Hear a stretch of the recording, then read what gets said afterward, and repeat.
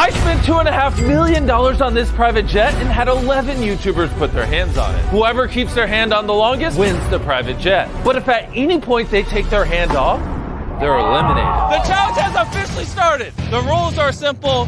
You can't push someone. And yeah, that's it. I've got nothing on the schedule. I can stay here forever. I am willing to do anything, including crap my own pants. I heard there was going to be a lot of loud and obnoxious people on this shoot.